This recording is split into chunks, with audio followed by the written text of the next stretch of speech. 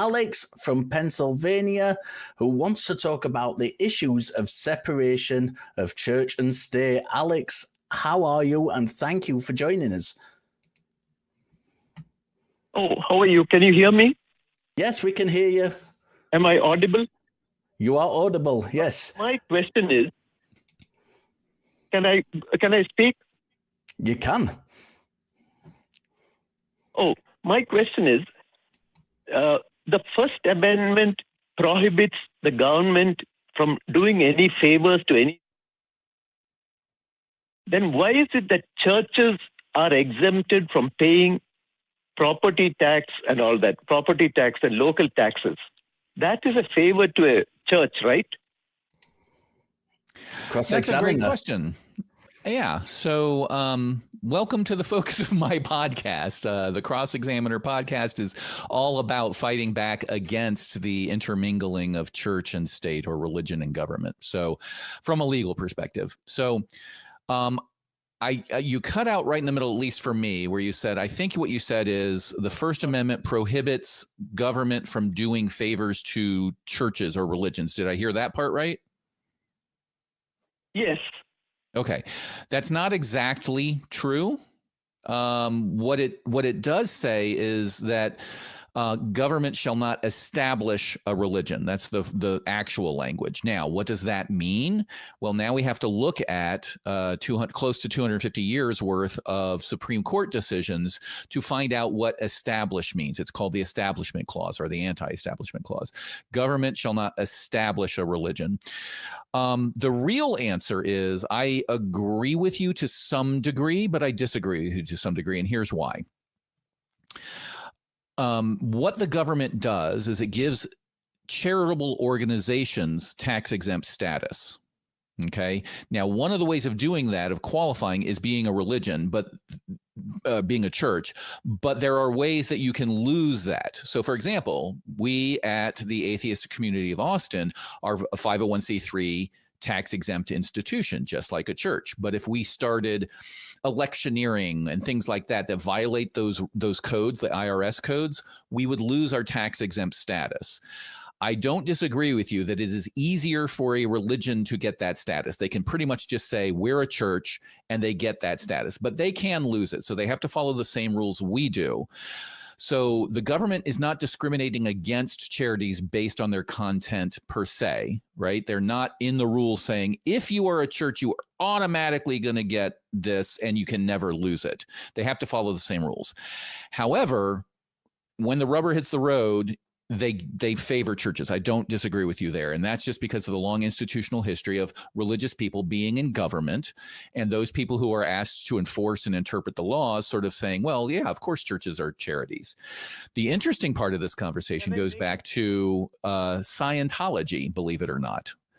Scientology was the first organization the IRS ever attempted to remove their their tax-exempt status based on them not being a, quote, real religion. And Scientology, if you know anything about them, are extremely litigious. They are extremely wealthy, and they are very patient. So they started suing the IRS.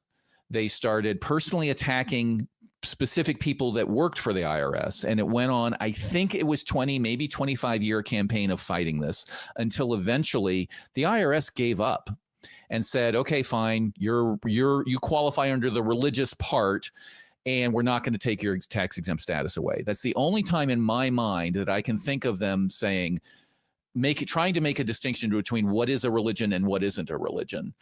So there's a long history here of the IRS trying to dip their toe into that water to say, you're not really a religion, or you're electioneering, or you're doing these things. And they do so very, very carefully, because on the other hand, they can't discriminate against a religion either. Like, they can't say, oh, well, Atheist Community of Austin, obviously you're a charity, but you're one of those religions, so you don't get tax-exempt status either, even though you're doing charitable work. Does that make sense? I know it's kind of a long conversation, but my point is it's complicated and there's a history. Can I make a suggestion? Sure. What happens if every person here, every person in this state were to declare that he is a religion of his own and declare his house is a place of worship, so his house becomes exempt from property taxes. Or I can say that I worship Eric Murphy and V. La Bianca, and I'm going to make them gods. I'm going to make statues of them and place them in my house and pray to them every day. So will my house become exempt? The long and short of it is yes. I have not seen anything in the government where they would push back against the legitimacy of your claims with a lot of effort. The best example I can give you is, are you aware of Pastafarians? People who believe in Pastafarianism. I was about to say that. Okay. So for people who may not know, it's a quote unquote religion, the same way that the Force in the Star Wars movies is a religion. And they took to wearing colanders on top of their heads as a sign of their faith in this sort of, let's admit it, fake religion. It's people who don't really believe in religion using the trappings of religion to make a point. And they wanted to wear these colanders in their driver's license photos. And they were told they had to remove them in certain states. And they said, wait a second, you have exemptions for religious headgear. This is my religious headgear. They have gone to trial, I believe, in multiple states, and they have won. And you see people with driver's license photos with colanders on their head, because if I can wear a hijab while I get my photo because of my religious beliefs, then you have to treat me equally. So the long and short of it is, people do this all the time. People will say, I'm a church, I am a preacher, I have a congregation of 1 or 2 or 3 or whatever, and I want to get the homestead exemption or whatever they call it in the rules about the charity exempted or paid for by the charity. So the charity doesn't get taxed and the charity is letting me live in its house. That's actually no different than me setting up an LLC, a private little company, and putting my own personal house in the LLC to get some benefits there. Like, who owns a thing does matter. So in order for you to get the exemption on your home, the charitable organization would have to own your home, not you. And if the charitable organization couldn't pay the bank, the charitable organization would lose the house, not you. So there's a lot of reasons not to do it. But yes, you could do that, and people do it all the time. Can I add one more point? Sure. If I may. Absolutely. When you mentioned the Pastafarians, I am a Pastafarian. I'm a firm believer in the holy flying spaghetti monster. And wonderful. when you mentioned the Pastafarians, did I hear you laughing? I was not laughing. I was saying, let's admit it, it's kind of and in air quotes, fake religion, in the sense that its origin story is all about pushing back against religion. Now, it may well have people who believe in it now, but I will call those beliefs out as unfounded, the same way I would call the beliefs out of anybody who believes in Christianity, Islam, or the Force. No, I take strong exception to your laughing, because I'm a firm believer in the holy flying spaghetti monster. And it's offensive to laugh at people's religious beliefs. I am not sorry, but I get your point. I appreciate it. It seems like you have been touched by his noodly appendage. Thank you.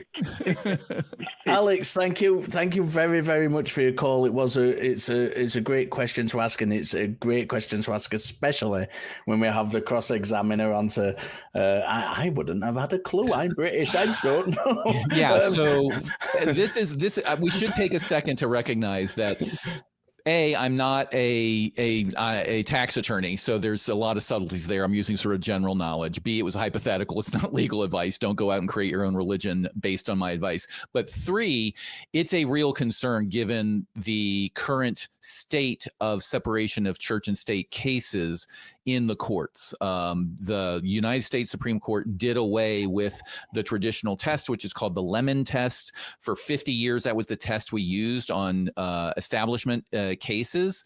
And then we had the Bremerton case, which was the school football coach praying in the middle of the field.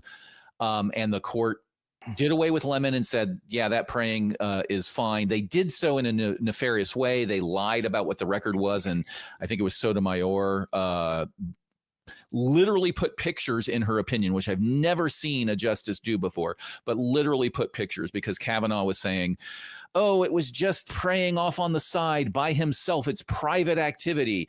And she brought the receipts and was like, here's 3 pictures of just massive crowds. And the record from the trial court below proves that he was calling opposing team coaches before the games and inviting their entire team to pray. And he was doing it in the locker room. And Kavanaugh and majority just ignores all of that. So based on that, they threw away the test. And now it's anybody's guess as to where they're going to draw the line on establishment, which is what you're arguing here is, hey, if you're giving this tax exempt status to these churches, aren't they establishing that as a religion? And who knows what they're going to do with it, with that line. It's something that's very passionate about. I've had several interviews on my podcast with the lawyers at Freedom from Religion Foundation, and I would encourage everybody to support FFRF. Because that's what they do. They man the wall of separation of church and state and watch out for these problems, like the 10 Commandments being mandated in Louisiana classroom, like the Oklahoma superintendent mandating that the Bible be taught as a religion in all of the schools in Oklahoma. It's on and on and on now that this court has done what it's done. So I just wanted to take a moment that it's very good question, very funny question, but there is a real risk right now that we are going to see more intermingling of churches getting benefits in the name of faith-based initiative. If we want to go back to Bush or whatever else that they're going to try it again now because they've got a more favorable court.